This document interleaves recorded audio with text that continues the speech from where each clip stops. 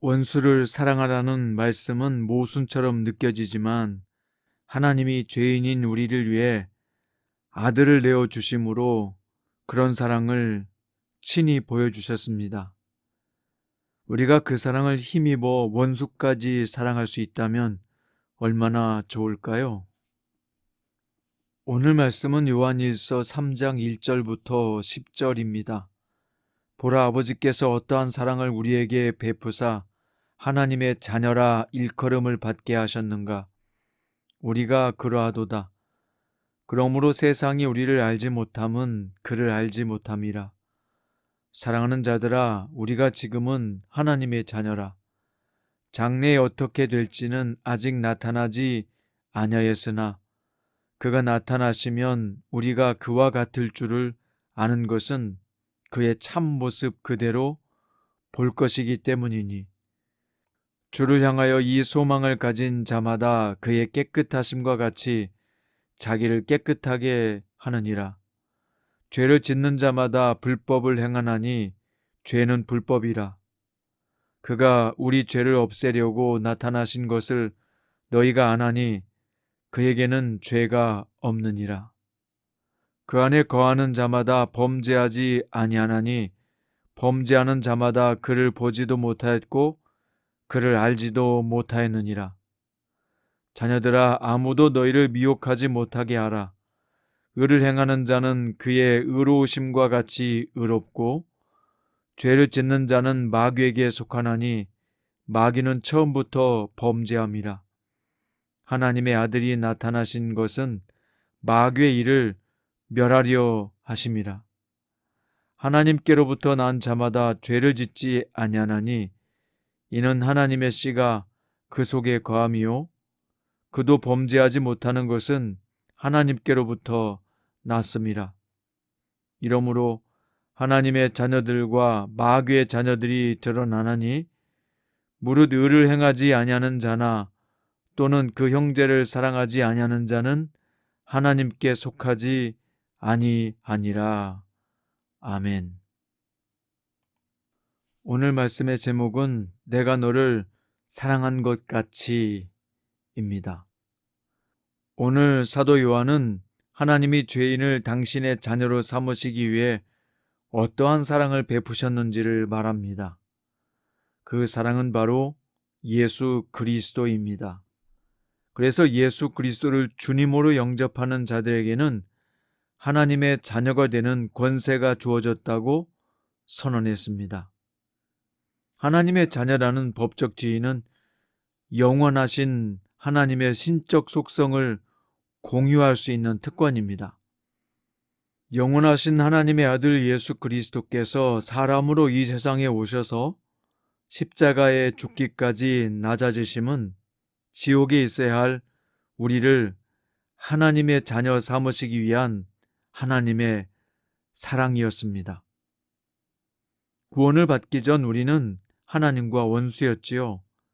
그러나 하나님이 원수였던 우리를 구원하시고 당신의 자녀로 삼으시려고 예수 그리스도를 화목제물로 내어주신 것입니다. 원수까지 사랑하라는 주님의 말씀은 바로 이러한 하나님의 사랑에 근거를 두고 있는 것입니다. 성도는요, 하나님이 당신의 자녀로 삼으시기 위해 행하신 크고 놀라운 사랑에 대한 감사와 감격 속에서 그 사랑을 본받는 삶을 살아가야 합니다. 이어서 요한은 그리스도로 말미암는 하나님의 은혜와 사랑으로 하나님의 자녀가 된 성도는 주님의 재림의 날을 기다리며 그리스도와 같이 성결한 삶을 살아가야 한다고 말합니다. 마귀에게 속한 자들은 범죄하며 살아가는 반면에 하나님의 자녀인 성도는 믿음 안에서 그리스도의 형상이 이루어지기 위해 죄를 멀리하고 성결하게 자신을 지켜야 한다는 것이죠. 사도 요한은 하나님의 아들 예수 그리스도께서 나타나신 것은 마귀의 일을 멸하려 하심이라고 말합니다. 그리스도께서 오신 목적이 죄의 세력을 멸하고 거룩한 하나님의 나라를 세우기 위함임을 의미하는 것이죠. 마귀에게 속해 범죄하는 자들은 그리스도께서 다시 오실 때 완전히 멸망을 당하게 되고 오직 하나님의 자녀인 성도들만이 영원한 생명을 얻게 됩니다. 그러므로 성도는 그리스도께서 다시 오실 때까지 죄의 유혹과 싸워 이기며 하나님의 말씀과 기도로 거룩함을 향해 나아가야 하는 것입니다. 자, 이제 마지막으로 요한은 하나님께로부터 난 자마다 하나님의 씨가 그의 속에 거함으로 죄를 짓지 않는다고 말합니다. 하나님의 씨는 죄를 짓지 않게 하는 것에 그치지 않고 하나님의 사랑을 본받아 실천하게 하는 능력이 됩니다. 그래서 요한은 형제를 사랑하지 않는 자는 하나님께 속하지 않는 자라고 단언했던 것입니다. 하나님의 자녀라면 사랑하는 삶을 살기 때문이죠. 사도 요한은 자신이 악함으로 의로운 아우를 죽인 가인을 예로 들면서 가인처럼 하지 말라고 당부합니다. 성도는 악한 자에게 속해 의로운 자를 대적하는 것이 아니라 의에 속해 하나님의 사랑으로 원수까지도 사랑하는 자들이기 때문입니다. 그래서 바울은 악을 악으로 갚지 말고 선으로 악을 이기라고 명하면서 원수의 필요를 채워줌으로 하나님의 사랑을 본받을 것을 교훈하고 있습니다. 그게 로마서 12장 말씀인데요. 성도는 하나님의 사랑으로 사람들을 사랑함으로 하나님의 사랑을 드러내야 할 존재들입니다.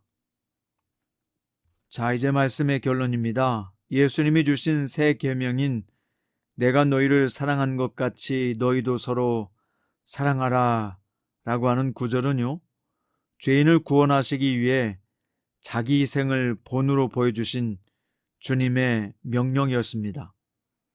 성도는 예수 그리스도의 은혜를 입어서 하나님의 자녀된 자로서 예수님의 사랑을 기억하고 실천할 수 있어야 합니다.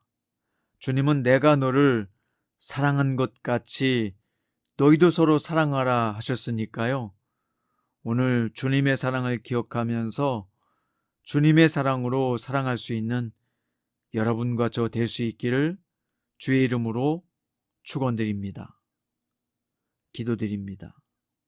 십자가의 죽으심으로 참된 사랑을 보여주신 예수님, 내가 너희를 사랑한 것 같이 너희도 사랑하라 말씀하셨으므로 주님의 사랑을 받고 그 사랑으로 사랑하며 또한 그 사랑을 전파하고 알리는 자로 살게 해 주옵소서. 주님의 사랑을 알기 때문에 불가능한 원수까지도 사랑할 수 있는 은혜와 넉넉함이 우리 마음속에 있게 하여 주옵소서. 그래서 마귀에게 속한 자녀가 아닌 하나님의 사랑을 받아 그 사랑을 누림으로 세상을 더 아름답고 밝게 비출 수 있는 참된 예수님의 제자로 살게 해 주시옵소서. 이 모든 말씀 예수님의 이름으로 기도드립니다.